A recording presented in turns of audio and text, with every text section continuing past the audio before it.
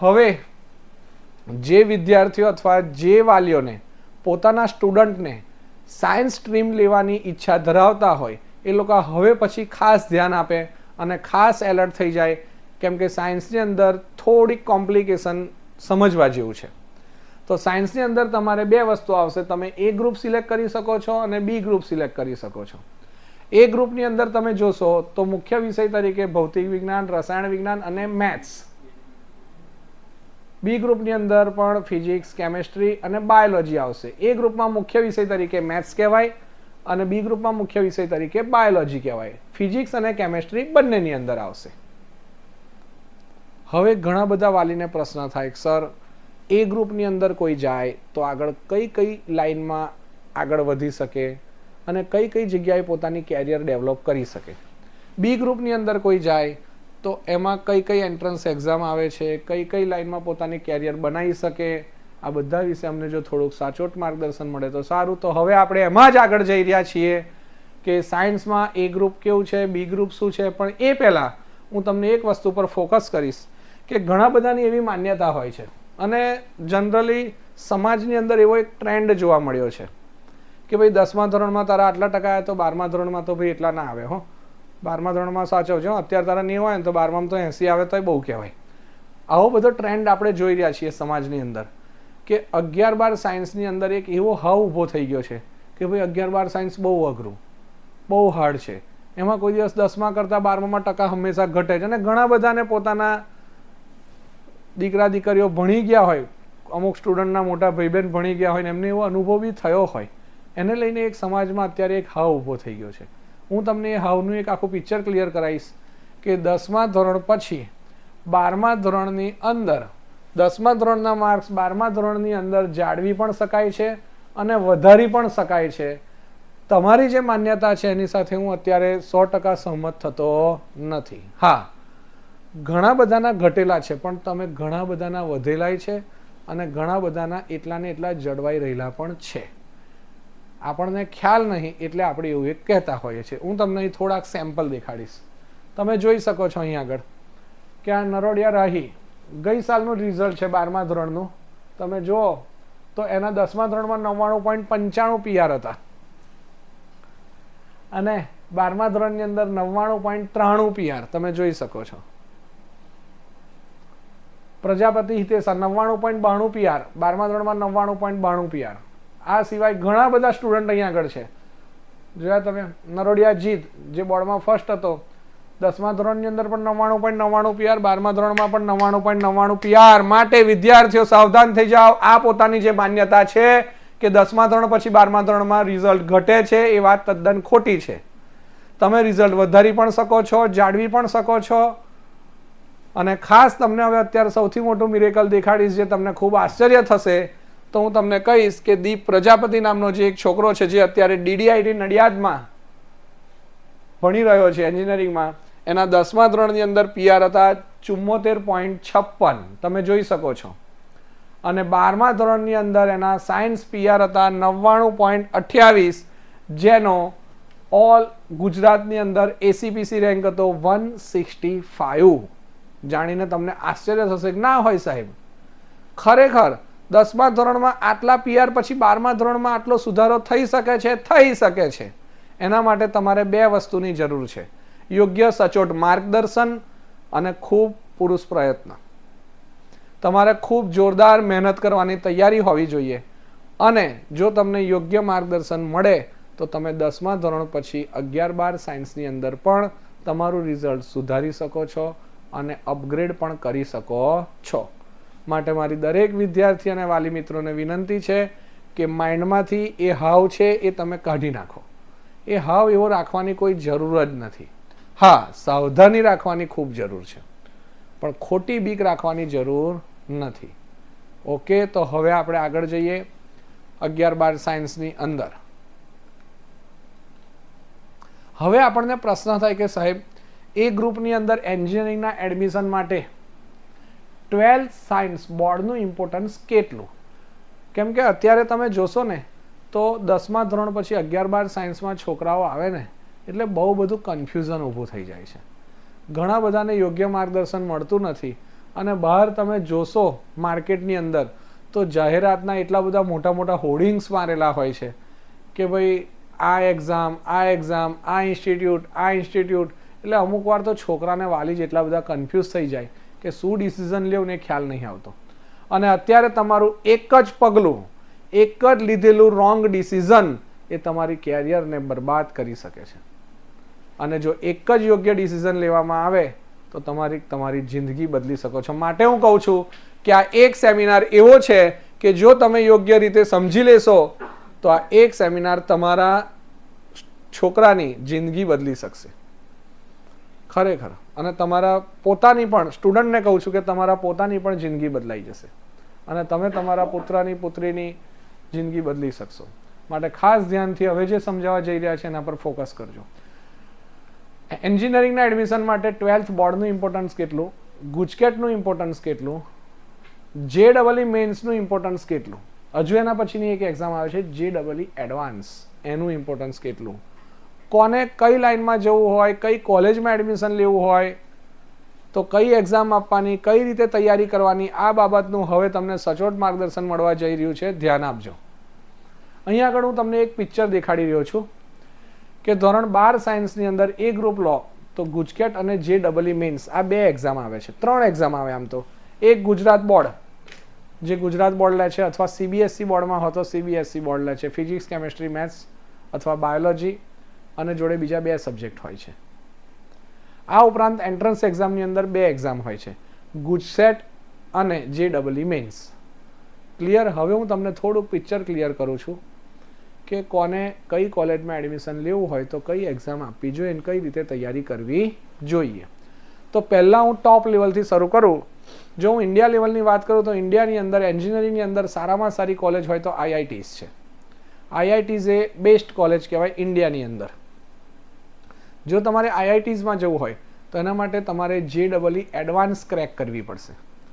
અને એ JEE advance crack કરતાં પહેલાં તમારે JEE મેન્સ ક્રેક કરવી પડશે. અને JEE મેન્સ ક્રેક કરવાની છે તમારે તો એની અંદર 11-12નો આખો સિલેબસ આવે છે. 11માનો અને 12માનો સિલેબસ, એની 300 માર્ક્સની એક્ઝામ છે. એમાં ફિઝિક્સ, કેમેસ્ટ્રી, મેથ્સ થઈને કુલ 300 માર્ક્સની એક્ઝામ આવશે. તમારે બોર્ડ પાસ કરવું પડે, 12th બોર્ડ પાસ કરવું પડે, અને પછી એમાં ટોટલી મેરિટ JEE મેન્સમાં તમારા 80 થી 90ની PR વચ્ચે આવે એટલે એનો કટ ઓફ નીકળતો હોય દર વખતે કે ભાઈ ટોપ 2 લાખ છોકરાઓ JEE એડવાન્સ માટે એલિજિબલ થઈ શકે. એના માટે એ લોકો કટ ઓફ નાખે છે. ઓપનની અંદર લગભગ છેલ્લા 2 વર્ષથી જોઉં તો 80 થી 90% PRની આસપાસ કટ ઓફ આવે છે. એટલે હવે તમે JEE મેન્સમાં આટલા PR લાયા તો તમે JEE એડવાન્સ આપવા માટે અવેલેબલ થયા. અને હવે તમે JEE એડવાન્સ ક્રેક કરો એટલે તમારું ઓલ ઓવર ઇન્ડિયા લેવલે મેરિટ બહાર પડે, ઓલ ઇન્ડિયા રેન્ક બહાર પડે, અને એના આધારે તમને જુદી જુદી કોલેજમાં એડમિશન મળે, IITs, NITs વગેરે કોલેજોની અંદર. તો આ થયું IITs માટે ઓલ ઓવર ઇન્ડિયા લેવલની પ્રોસેસ થઈ. આ ઉપરાંત હવે હું તમને કહું કે ગુજરાતની અંદર આપણે આવી જઈએ તો ગુજરાતની અંદર IITs સિવાય NITs છે, AI બીજી કોલેજ છે, એવી અમુક કોલેજની અંદર JEE મેન્સને આધારે એડમિશન મળે છે. આ ઉપરાંત તમને કહીશ તો DAIICT, ધીરુભાઈ અંબાણીની કોલેજ, PDPU અને નિરમા વગેરેની અંદર JEE મેન્સના આધારે એડમિશન મળે છે. એમાં લગભગ 52% સીટની આસપાસની સીટો, કદાચ 65% પણ કરવાના છે એવું જાણવા મળ્યું છે, પણ 52%ની આસપાસની લગભગ 1400 થી 1500 સીટો એ JEE મેન્સને આધારે ભરાવવામાં આવે છે. ઓકે, તો જેને આમાં એડમિશન લેવું હોય તો એ JEE મેન્સ તૈયારી કરી શકે. હવે ખાસ ધ્યાન આપજો.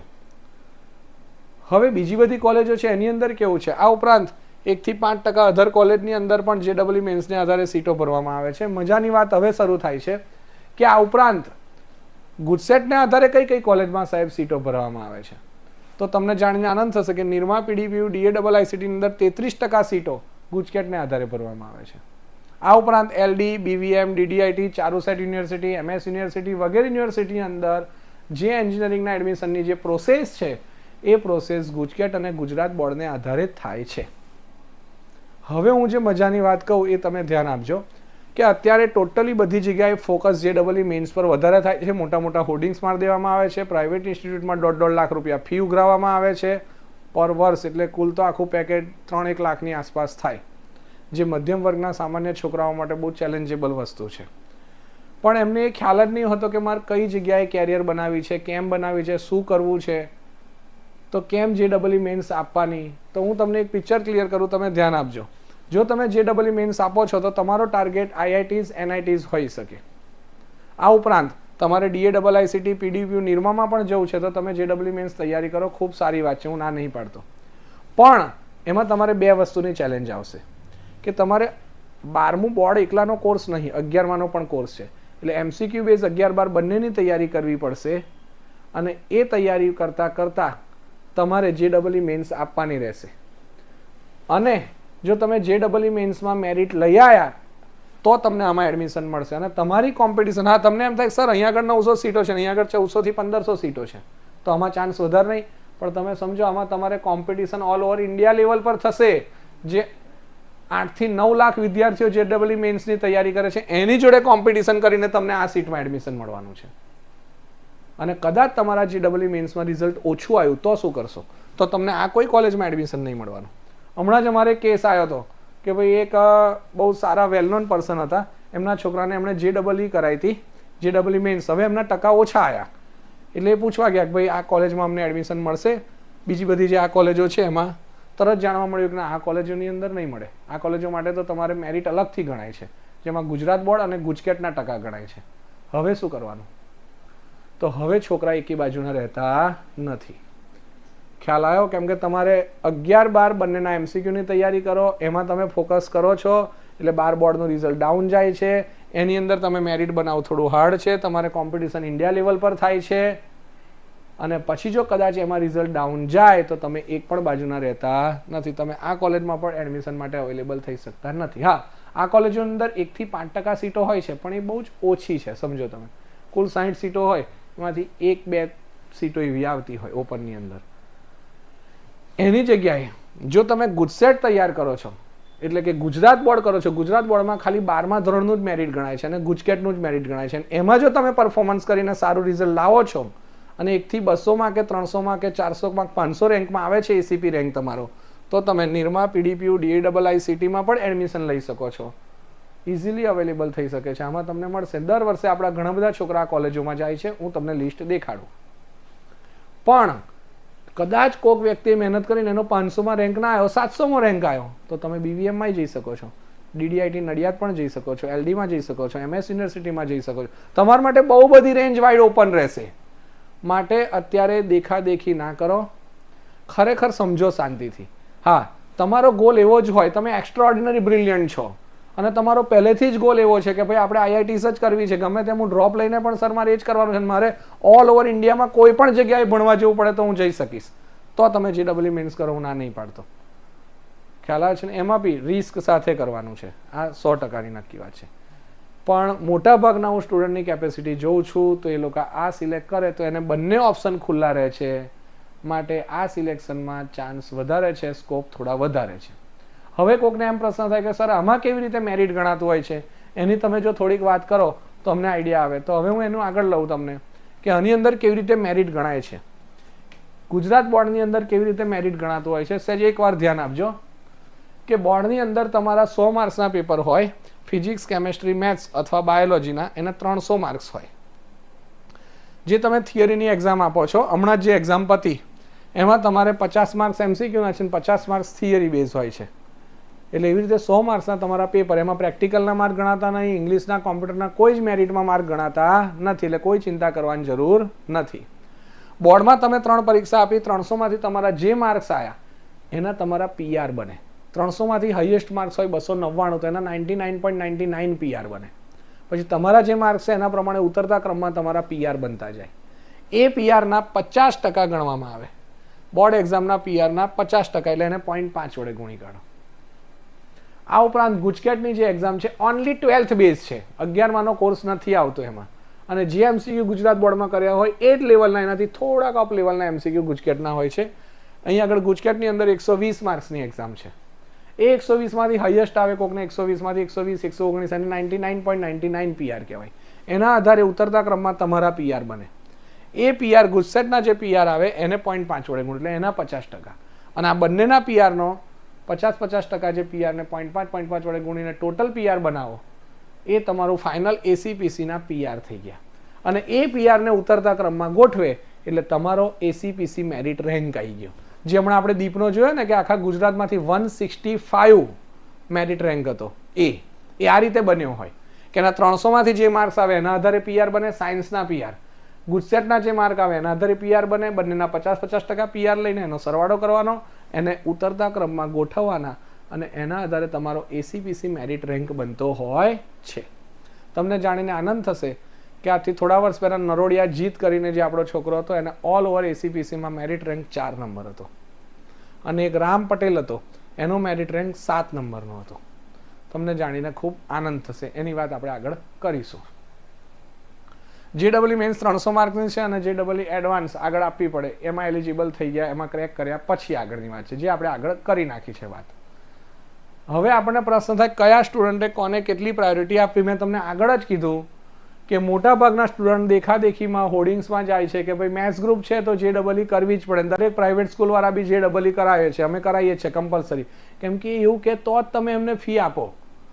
બધાને એમ છે કે એવું કંઈક એક્સ્ટ્રા કરીએ તો જ ફી મળે. હું તમને પહેલી વાત કહી દઉં, JEE મેન્સ હોય, JEE મેન્સ હોય અથવા નીટ હોય અથવા ગુજરાત બોર્ડ હોય, એમાં જે NCERTની બુક છે સિલેબસ એ જ ભણાવવાની હોય છે. ગુજકેટ માટે NCERTની બુકમાંથી થોડા MCQ કરવાના હોય, નીટમાં એનાથી એક સ્ટેપ ઉપરના લેવલના MCQ આવે, અને JEE મેન્સમાં એનાથી એક સ્ટેપ ઉપરના MCQ આવે. પણ બધામાં બેઝ છે તમારી NCERTની બુક. જો તમે NCERTની બુક સારામાં સારી રીતે ભણી હશે તો તમે કોઈ પણ પછી બુક લઈ લો અને MCQ સોલ્વની પ્રેક્ટિસ કરો એટલે તમને ધીરે ધીરે ગ્રીપ આવી જ જાય. પણ બેઝ છે NCERTની બુક જ ભણવાની છે અને સારામાં સારી રીતે એ જ તૈયારી કરવાની છે. પણ અત્યારે બધાને લાખ, 1.5 લાખ, 2 લાખ ફી લેવી છે તો શેના આધારે લેશે? એ લોકો મોટા મોટા હોર્ડિંગ્સ મારશે. અને બીજું એક એનું જાદુ કહી દઉં કે એમની ઓલ ઓવર ઇન્ડિયા લેવલની બ્રાન્ચ હોય છે, કોઈ બી મોટી કંપની હોય નહીં. હવે ઓલ ઓવર ઇન્ડિયા લેવલની બ્રાન્ચમાં એમને હજારો છોકરા હોય છે. એ હજારોમાંથી જેનું થોડાકનું રિઝલ્ટ આવે છે એના હોર્ડિંગ્સ બનાવીને દરેક જગ્યાએ મારવામાં આવે છે. બધાને એમ લાગે કે ભાઈ સર આનો તો જો ને ઓલ ઓવર ઇન્ડિયા રેન્ક 5 આવ્યો, 10 આવ્યો, 15 આવ્યો, પણ તમે એકવાર એક રેશિયો મૂકો એમની કેટલી બ્રાન્ચ. અમે એકવાર એક કંપનીનો રેશિયો મૂક્યો હતો કે ભાઈ આખા ઇન્ડિયા લેવલ પર એની 45 બ્રાન્ચ, એક બ્રાન્ચમાં આટલા છોકરા, એના ગુણ્યા કરો એટલે આટલા છોકરા થાય, એમાંથી આટલાનું રિઝલ્ટ એમણે છાપેલું છે. અમે રેશિયો ટકાવારીનો કાઢ્યો ને તો પોઈન્ટમાં આવતો હતો. તમને જાણીને આશ્ચર્ય થશે, 1% બી નહોતો આવતો રેશિયો, સક્સેસ રેશિયો. માટે આ બધું થોડુંક જાણવું અને સમજવું ખૂબ જરૂરી છે. તો હવે હું આશા રાખું કે એ ગ્રુપની અંદર તમને આખો સાર સમજાઈ ગયો હશે કે ભાઈ એ ગ્રુપની અંદર કોણ ગુજરાત બોર્ડ કરી શકે, કઈ કઈ કોલેજમાં, કઈ કઈ લાઈનમાં કઈ રીતે એડમિશન મળે છે. આવી રહ્યું. મેં તમને ફરી એકવાર કીધું, નિરમા, PDPU, DAIICTમાં 52% સીટ છે. JEE મેન્સને આધારે ભરાય છે. કદાચ આમાં રેશિયોમાં થોડો ડિફરન્સ હોઈ શકે, તમારી જાણ માટે. પણ આની અંદર તમારે ઓલ ઓવર ઇન્ડિયા લેવલે કોમ્પિટિશન હોય છે. આમાં એકવાર ફેલ ગયા તો પછી આ કોઈ કોલેજમાં ઓપ્શન રહેતો નથી. હા, 1 થી 5% સીટો હોય છે, પણ એ બહુ ઓછી સીટો છે. જ્યારે તમે ગુજકેટ આપશો તો તમારા માટે નિરમા, PDPU, DAIICTમાં પણ ઓપ્શન રહેશે અને આ બધી કોલેજોમાં પણ ઓપ્શન રહેશે. ક્લિયર? તમને છેલ્લે હું દેખાડું, મેં તમને હમણાં વાત કરી કે આપણા ઘણા સ્ટુડન્ટ છે જુદી જુદી કોલેજમાં ગયેલા છે. આ બધા જ સ્ટુડન્ટો ગુજરાત બોર્ડ અને ગુજકેટને આધારે જ આ સારામાં સારી કોલેજમાં ગયેલા છે. તમે જોશો નરોડિયા જીત DAIICTમાં, और मारा आशीष DAIICT में, सेठ कुशल, नरोडिया राही, शाह निषद, पटेल राम, गोस्वामी जानील, आ बधा ज छोकराओ आपड़ा DAIICT में जे गुजकेट अने गुजरात बोर्ड सॉल्व करीने गयेला विद्यार्थीओ छे, जेमनो मेरिट रेंक लगभग 1 થી 400 ની અંદર હતો, अमुकनो 1 થી 200 ની અંદર હતો ने एमने एडमिशन मळ्युं। आ उपरांत घणा बधा स्टुडंट एवा छे जे निरमा पण गयेला छे, PDPU में पण गयेला छे, DDIT में गयेला छे, BVM में गयेला छे, डेरी सायन्स में गयेला छे। आ बधा स्टुडंटे पोतानी कारकिर्दी एकदम इजीली बनावेली छे। एमांथी आपणे एक स्टुडंटनो इंटरव्यू जोई लईए, ए एना शुं उद्गारो व्यक्त करे छे।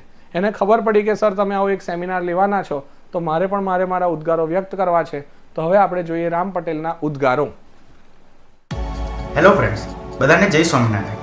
મારું નામ રામપી પટેલ છે. મેં મારું ધોરણ 10 અને 12 બંને સજાનંદ ક્લાસમાંથી કર્યું છે. મારે ધોરણ 12માં મેથ્સ અને કેમિસ્ટ્રીમાં 98 અને ફિઝિક્સમાં 96 માર્ક્સ આવ્યા હતા. મારા સાયન્સ પીઆર 99.96 હતા. આ સાથે મારા ગુજકેટમાં 116.75 માર્ક્સ આવ્યા હતા તથા મારા ગુજકેટના પીઆર 99.93 હતા. હું અત્યારે DICT ગાંધીનગરમાં ICT વિથ CH બ્રાન્ચમાં અભ્યાસ કરું છું. મારું આ સારું રિઝલ્ટ આવ્યું એની પાછળનું કારણ એ છે કે મને ટ્યુશનમાંથી કન્સિસ્ટન્ટ ગાઈડન્સ અને મોટિવેશન મળી રહેતું હતું. ધોરણ 11 અને 12 સાયન્સમાં સામાન્ય રીતે સમયનું ખૂબ જ મહત્વ હોય છે. તેથી આપણે પ્રાઇવેટ સ્કૂલમાં જવાનો આગ્રહ ન રાખતા કોઈ સાદી સ્કૂલમાં એડમિશન લેવું જોઈએ તથા ટ્યુશનમાં તૈયારી કરવી જોઈએ, જેથી તૈયારી કરવા માટેનો સમય પણ પૂરતો મળી રહે છે તથા તૈયારી પણ ખૂબ સારી થાય છે.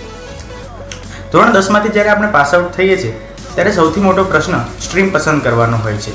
કઈ સ્ટ્રીમ લઉં તે વિદ્યાર્થીઓના મનમાં એક મોટો પ્રશ્ન હોય છે અને મોટાભાગના વિદ્યાર્થીઓ સાયન્સ લેવામાં ડરતા હોય છે, પરંતુ તેમાં ડરવાની કાંઈ જરૂર હોતી નથી. ધોરણ 11-12 સાયન્સની અંદર બે બાબતો ખૂબ મહત્વની હોય છે. પહેલી છે એક સારું ગાઈડન્સ અને બીજી છે એક યોગ્ય મહેનત. જો આપણે આ બે બાબતોનું ધ્યાન રાખીએ તો આપણે સાયન્સની અંદર ખૂબ સારું રિઝલ્ટ મેળવી શકીએ છીએ. આ સાથે સાથે ધોરણ 11-12 સાયન્સની અંદર ઘણી બાબતોની કાળજી રાખવી ખૂબ જ જરૂરી છે, જેમ કે સોશિયલ મીડિયા તથા ખરાબ મિત્રોથી દૂર રહેવું. ખાસ કરીને સોશિયલ મીડિયાથી દૂર રહેવું ખૂબ જ જરૂરી છે. અંતે હું એટલું જ કહીશ કે ટીચર પર ખૂબ જ વિશ્વાસ રાખો અને બહારનું બીજું કંઈ કર્યા કરતાં ટીચર કહે તેમ કરતા રહો. આપણને ચોક્કસથી ખૂબ સારું રિઝલ્ટ મળશે. સો એન્ડમાં બધાને thank you, all the best અને બધાને જય સ્વામિનારાયણ.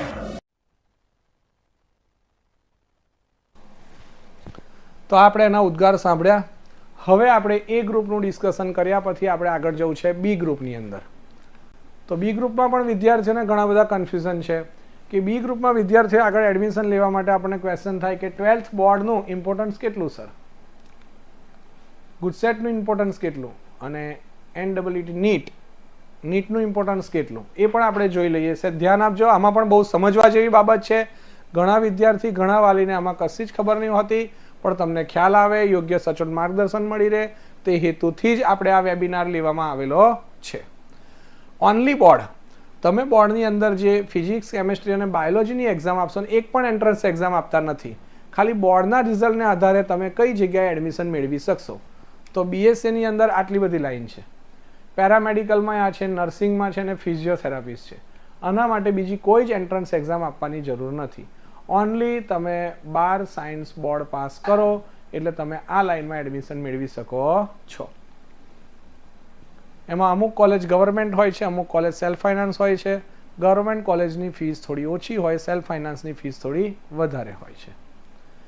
હવે પ્રશ્ન એમ થાય કે સાહેબ બોર્ડ અને ગુજકેટને આધારે અમે કઈ કઈ લાઈનમાં એડમિશન મેળવી શકીએ.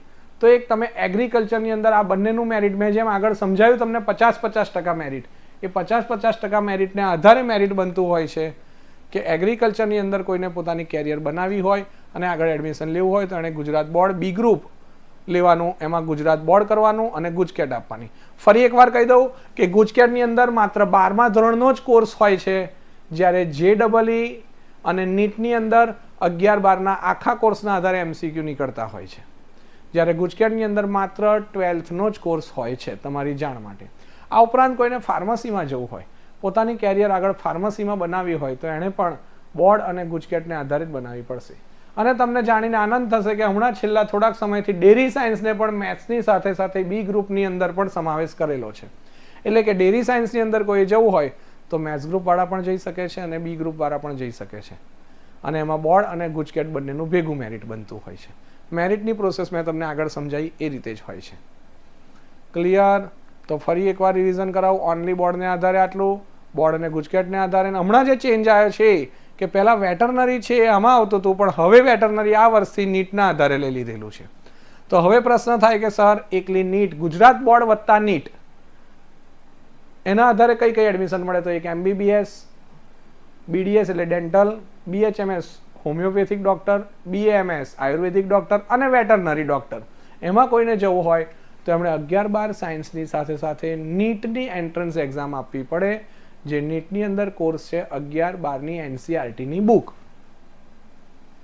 ક્લિયર? તો કોકને એમ થાય તો ફરી સાહેબ આમાં 11-12 સાયન્સના 12 સાયન્સની અંદર જે આપણે મેરિટ લાયા હોય એ ગણાય કે ના ગણાય? એમાં માત્ર તમારે 50% જ લાવવા પડે છે. 50% ઉપર લાવો પછી એની કોઈ બીજી ચિંતા કરવાની જરૂર નથી. હવે MBBS ની અંદર આપણે જોઈએ તો MBBS માં કોઈને એડમિશન લેવું હોય તો નીટ આપવી ફરજિયાત છે અને નીટના આધારે જ એનું મેરિટ બને. નીટ છે 720 માર્ક્સની એક્ઝામ છે, જેમાં ફિઝિક્સના 180, કેમેસ્ટ્રીના 180 અને બાયોલોજીના 360 માર્ક્સ, એવી રીતે ટોટલ 720 માર્ક્સમાંથી જે મેરિટ બને અને એના નીટને એક્ઝામ આલો તમે, એના આધારે એનું મેરિટ બને, એના આધારે એનું કાઉન્સિલિંગ થાય અને તમને એડમિશનની પ્રોસેસ આગળ વધતી હોય છે. તમને જાણીને આનંદ થશે કે ગવર્મેન્ટની 7 કોલેજો છે, જેમાં કુલ 1400 સીટો છે, જેની ફી 25,000 પર યર છે. એનું મેરિટ લગભગ નીટનું આશરે 650ની આસપાસ અટકે છે. દર વર્ષે આ મેરિટ બદલાતું હોય છે. જીમર્સ કોલેજ છે, જે સેમી ગવર્મેન્ટ કોલેજ કહેવાય, જેની અંદર ફી છે લગભગ 3.75 લાખની આસપાસ પર યર. એની આપણે 8 કોલેજો છે ને 1600 જેવી સીટો છે. એની અંદર મેરિટ ગઈ સાલ 596ની આસપાસ અટક્યું હતું. ડિપેન્ડ્સ કેવી એક્ઝામ હોય છે, કેવું સિલેબસ, કેવી રીતનું પેપરો હોય છે, એના આધારે આ મેરિટ બનતું હોય છે. સેલ્ફ ફાઇનાન્સની 25 કોલેજો છે, જેમાં કુલ 39 ને 58 સીટો છે, જેની ફી લગભગ 6 લાખથી 8.5 લાખ સુધીની હોય છે, જેમાં મેરિટ 482ની આસપાસ અટકેલું છે. તો જેને MBBS બનવું હોય એણે આ રીતે ફોકસ કરવો પડશે અને આટલું મેરિટ લાવવું પડશે. એમણે ગુજરાત બોર્ડની અંદર માત્ર 50% ઉપર માર્ક્સ લાવવાની જરૂર છે. વધારે એ લોકો લાવે એની કોઈ વેલ્યુ નથી. કદાચ તમે એમાં 90% લાયા અને નીટની અંદર સ્કોર ના કર્યો તો ઓનલી નીટના મેરિટને આધારે જ તમને આગળ એડમિશન મળશે. પેલામાં તમારા 67% પણ નીટમાં તમે 650-700 સ્કોર કર્યો તો તમને એડમિશન મળી જશે. સરસ. આગળ BDS ડેન્ટલમાં જવું હોય તો તમારે 2 કોલેજો ગવર્મેન્ટ છે, એની ફી 20,000 રૂપિયા છે, મેરિટ 415ની આસપાસ. સેલ્ફ ફાઇનાન્સ 11 કોલેજો છે, કુલ સીટ 1000ની આસપાસ છે, 2 થી 5 લાખ પર યર ફી હોય છે અને 302ની આસપાસ એનું મેરિટ અટક્યું છે, એની આસપાસ. આયુર્વેદિકની અંદર પણ તમે જોઈ શકશો, કુલ 5 કોલેજો ગવર્મેન્ટ છે, 420 સીટો, ફીસ 4000ની આસપાસ, મેરિટ 512ની આસપાસ. સેલ્ફ ફાઇનાન્સ આયુર્વેદિક કોલેજો 36 છે, જેની કુલ સીટો 2729ની આસપાસ. આ એક્ઝેક્ટ આંકડા નહીં, પણ કદાચ આમાં 2-5% પ્લસ માઇનસ થઈ શકે, કેમ કે અમુક કોલેજોને નવી એડમિશન પ્રોસેસ મળતી હોય, અમુક કોલેજો સીટો વધારતી હોય છે. એટલે અમે અમારી રીતે પૂરેપૂરો પ્રયત્ન કર્યો છે કે તમને સચોટ અને સારી માહિતી મળી રહે. એની અંદર ફીસ છે 2.25 લાખથી 2.91 લાખ અને કુલ મેરિટ 315ની આસપાસ અટકે છે. હોમિયોપેથિકની અંદર તમને એક ગવર્મેન્ટ કોલેજ, સીટ 115, 4000 રૂપિયા ફી હોય છે, મેરિટ 454ની આસપાસ. જીમર્સ છે એમાં કે જેની ફી 35,000ની આસપાસ છે, એમાં પણ 375 સીટો છે, જેનું મેરિટ 411ની આસપાસ છે. એમાં સેલ્ફ ફાઇનાન્સ કોલેજ જેવી 41 કોલેજો સેલ્ફ ફાઇનાન્સ છે, જેમાં સીટ 350 સીટ અવેલેબલ છે અને 70,000થી 1,15,000 સુધીની ફીસ છે, જેમાં 209ની આસપાસ મેરિટ હોય નીટમાં તો પણ એડમિશન મળે છે. વેટરનરી જે હમણાં જ નીટની અંદર ગણાયું છે, અત્યાર સુધી વેટરનરીની અંદર બોર્ડ અને ગુજકેટને આધારે મેરિટ બનતું હતું. હવે આ વર્ષે તમને જાણીને આનંદ થશે કે વેટરનરીની અંદર નીટના આધારે જ મેરિટ બનવાનું છે. કુલ 6 કોલેજો છે, 490 સીટો છે, એમાં ફીસ બોયઝ અને ગર્લ્સ માટે ક્રાઇટેરિયા થોડો અલગ છે. હવે આપણને છેલ્લે એક પ્રશ્ન આવે કે સર, કોણે માત્ર નીટ પર જ ફોકસ કરવું જોઈએ, કોણે ગુજકેટ પર ફોકસ કરવું જોઈએ અને કોણે બંનેમાં ફોકસ કરવું જોઈએ? થોડુંક અમારા અનુભવને આધારે તમારી સામે આનું પિક્ચર ક્લિયર કરું છું, ધ્યાન આપજો. જે સ્ટુડન્ટને એમ છે કે ભાઈ એની રેન્ક 90 ઉપર પર્સન્ટેજ આવે છે, એનું માઇન્ડ થોડું શાર્પ છે, ઇન્ટેલિજન્ટ છે, અને જેને એમ છે કે મારે સર કોઈ પણ ભોગે મેડિકલમાં જ જવું છે, MBBS, homeopathic, BA, MS, dentist, ગમે તેમાં પણ મારે જવું છે મેડિકલમાં. એનું બેકગ્રાઉન્ડ એવું છે, એના પેરેન્ટ્સને એવું છે કે સર અમારા ઓછા ટકા આવશે તો અમે ફી ખર્ચવા તૈયાર છીએ, પણ અમારે કોઈ પણ ભોગે મેડિકલમાં જ જવું છે. તો 2 વસ્તુ જોવાની, પોતાનું ફાઇનાન્શિયલ બેકગ્રાઉન્ડ જોવાનું અને બીજું પોતાની ક્ષમતા જોવાની. આ બંને વસ્તુ જોઈને ડિસિઝન લેવાનું.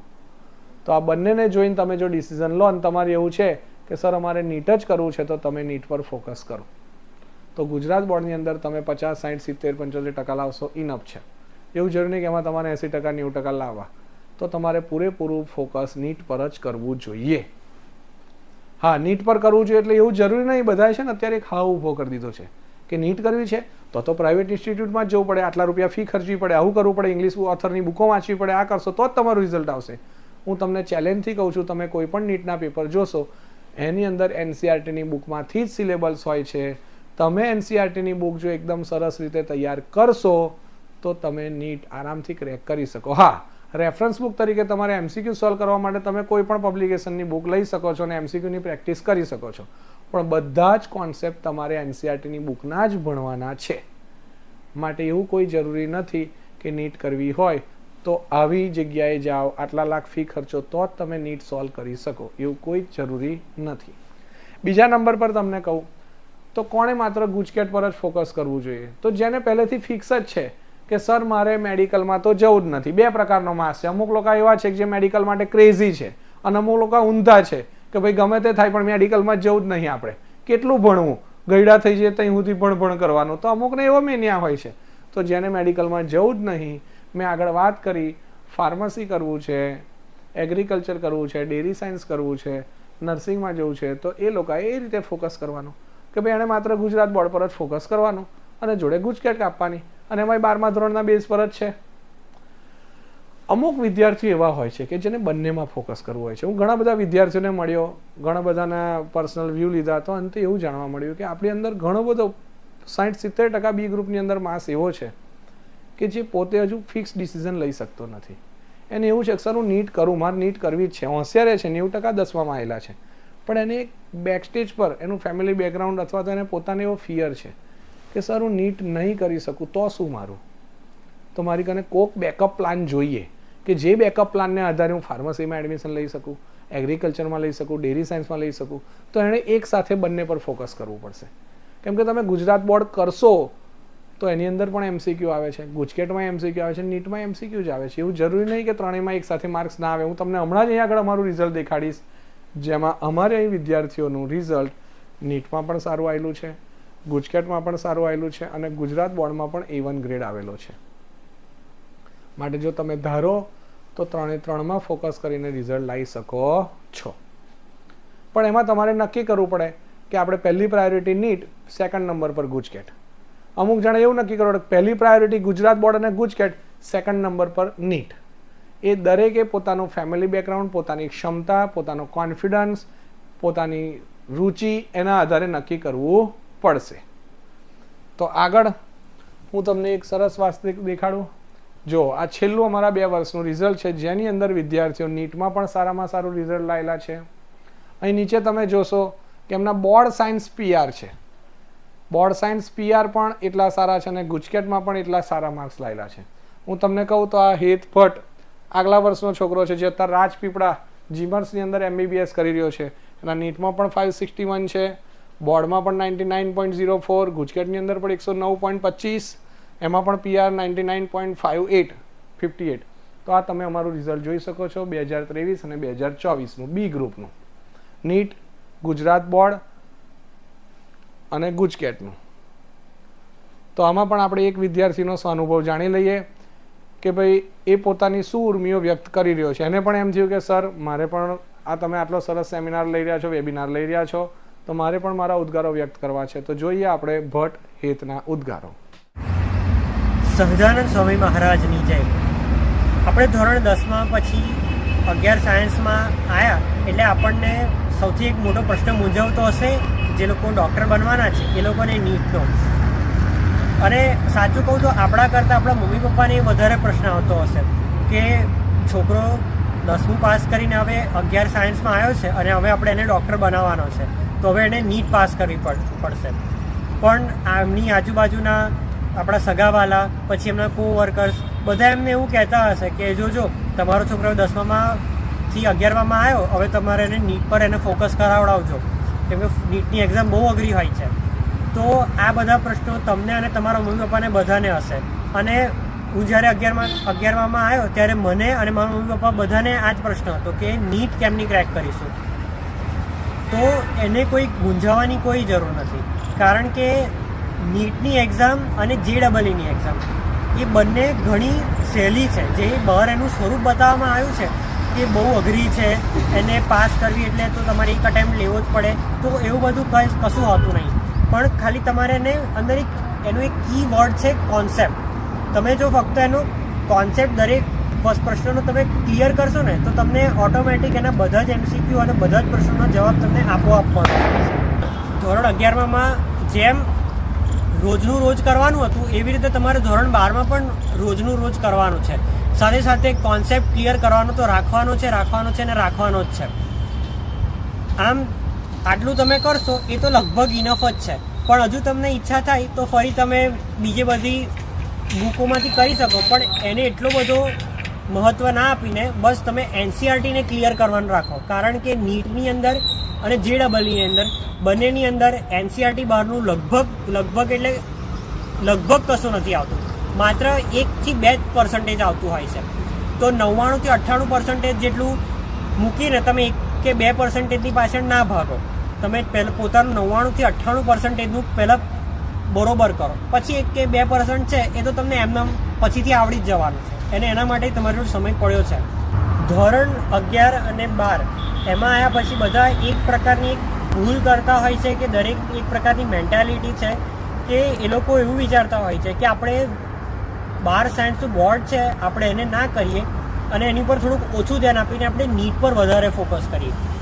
તો એવું કરવાની કોઈ જરૂર નથી. તમે બોર્ડ, ગુજકેટ અને નીટ આ ત્રણેય વસ્તુ એક સાથે પણ કરી શકો છો. અને મેં સહજાનંદ ક્લાસીસની અંદર રહીને ત્રણ સબ્જેક્ટ ફિઝિયોલોજી, બાયોલોજી અને કેમેસ્ટ્રી આ ત્રણેય સબ્જેક્ટ મેં સહજાનંદ ક્લાસીસની અંદર રહીને આ 3 સરોની નીચે જ કર્યા છે અને મેં 3 એક્ઝામો સારી રીતે ક્લિયર કરી શક્યો છું. ગુરુ બ્રહ્મા ગુરુ વિષ્ણુ ગુરુદેવો મહેશ્વર ગુરુ સાક્ષાત પરબ્રહ્મ તસ્મૈ શ્રી ગુરુવે નમઃ. આપણે આ નાનપણથી જ પ્રાર્થના કરતા જ હોય છે કે ગુરુ એ બ્રહ્મા છે, ગુરુ એ વિષ્ણુ છે, ગુરુ એ મહેશ છે અને ગુરુ એ જ પરબ્રહ્મ છે. એવા ગુરુને નમસ્કાર છે.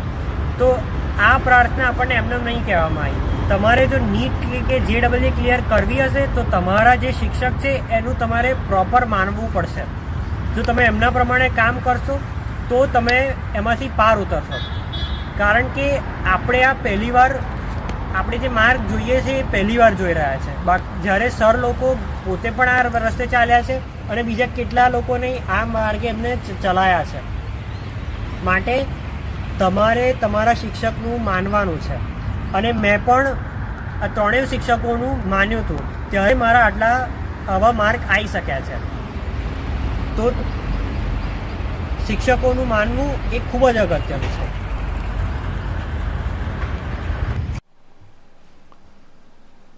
તો આપણે ભટ્ટ હિતના ઉદ્ગારો જોયા અને એમાંથી પણ આપણને આગળ માટે ઘણું બધું સારું માર્ગદર્શન મળી રહેશે.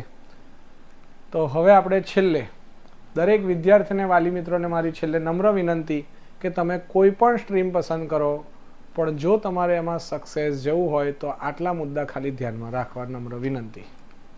1, દરેક સ્ટુડન્ટને હું કહીશ કે ક્યારેય પોતાના માતા પિતા કે ટીચરને છેતરવા નહીં. આજકાલનો મેનિયા એવો થઈ ગયો છે કે ખરેખર સ્ટુડન્ટને માતા પિતા આગળ જે પારદર્શકતા હોવી જોઈએ નહીં હોતી, અથવા ટીચર આગળ જે પારદર્શકતા હોવી જોઈએ નહીં હોતી. પણ હું એમ કહીશ કે જો તમારે સારામાં સારી કેરિયર બનાવી છે, સારામાં સારું રિઝલ્ટ લાવવું છે તો ક્યારેય પોતાના માતા પિતા કે ક્યારેય પોતાના ટીચરને છેતરવા જોઈએ નહીં. નંબર 2 કહીશ, આજના જમાનાનું સૌથી મોટું દૂષણ કહીશ તમને હું કે સોશિયલ મીડિયા, મોબાઈલ અને કુસંગી છોકરાઓથી દૂર રહેવું. અત્યારે 11-12ની ઉંમર તમારી એવી છે કે જે ઉંમરમાં તમને અંદરથી એવા બધા ખડભડાટ થશે કે આપણે આ જાણી લઈએ, આ જોઈ લઈએ, હું રહી જઈશ. એવું કરવાની કશી જ જરૂર નહીં. અત્યારે તમે તમારી કેરિયર પર ધ્યાન આપો. એકવાર તમે 12માં સારું રિઝલ્ટ લાવી દીધું, તમારી કેરિયર સારી બની ગઈ, પછી તમારે આખી જિંદગી શાંતિ છે. માટે અત્યારે આપણે બીજી કોઈ જગ્યાએ ડિસ્ટ્રેક્ટ નહીં થતા ભણવામાં જ પોતાની કેરિયર બનાવવામાં જ ધ્યાન આપીશું. માટે સોશિયલ મીડિયા, મોબાઈલ અને કુસંગી છોકરાઓથી ખૂબ સાવધાન રહીશું. 3જા નંબરે, કદાચ તમે આ રીતે કરશો એટલે એવું જરૂરી નહીં કે તમને અત્યાર સુધી જે રીતે સફળતા મળી એવી 11-12 સાયન્સમાં તરત સફળતા મળશે. ઘણા બધા ઓફટ્રેક આવશે. તમે ક્યારેય 10મા સુધી જે રિઝલ્ટ નહીં ધાર્યું હોય એવું રિઝલ્ટ પણ આવશે ક્યારેક. પણ જ્યારે તમારું એવું રિઝલ્ટ આવે ત્યારે એનાથી ગભરાઈ જવું નહીં, હતાશ થઈને મૂકી ના દો, હા ભાઈ જો મેં તો બહુ મહેનત કરી હતી, બહુ આવતી હોય તોય મારું આવું રિઝલ્ટ આવ્યું, હવે તો હું નહીં કરી શકું. એવું નહીં, ગભરાવાની જરૂર નહીં. ખરેખર એને ચેલેન્જ તરીકે લો કે ભાઈ મારે આ રિઝલ્ટ આવ્યું, આવું થયું, પણ હવે તો મારે ક્યારેય આવું રિઝલ્ટ નહીં લાવું. કેમ આવું આવ્યું, કઈ જગ્યાએ મારી ભૂલ પડી, એને તમે શોધો અને પોતાની ભૂલ શોધીને તમે ધીરે ધીરે આગળ વધો તો 110% તમે 11-12 સાયન્સમાં સારામાં સારું રિઝલ્ટ લાવીને તમારી કેરિયરને આગળ વધારી શકશો. માટે ક્યારેય નિષ્ફળતાથી ગભરાશો નહીં અને ખૂબ જબરજસ્ત મહેનત કરો. માટે 3 મુદ્દા ખાસ ધ્યાનમાં રાખવા: પોતાના માતા પિતા કે ટીચરને છેતરવા નહીં, સોશિયલ મીડિયા, મોબાઈલ, ઇન્ટરનેટ, કુસંગી છોકરાઓથી દૂર રહેવું અને નિષ્ફળતાથી ગભરાયા વગર ખૂબ મહેનત કરવી. અને પોતે જે ઈષ્ટદેવને માનતા હો, તમે જે ભગવાનમાં વિશ્વાસ રાખતા હો, એનું તમારે થોડુંક રોજ નામ સ્મરણ લો, થોડું 2-5 મિનિટ ધ્યાન કરો અને એમના પર ખૂબ ભરોસો રાખો અને દિલ દઈને પ્રામાણિકતાથી મહેનત કરો તો 110% આપણું સારામાં સારું રિઝલ્ટ આવશે. દરેક વિદ્યાર્થી અને વાલી મિત્રોને મારી વિનંતી કે આમાં જે વાત કરી છે ખાસ શાંતિથી સાંભળજો. તમે તમારી કેરિયર યોગ્ય રીતે ચૂઝ કરજો અને કોઈ જગ્યાએ બીજી કોઈ રીતે ફસાતા નહીં.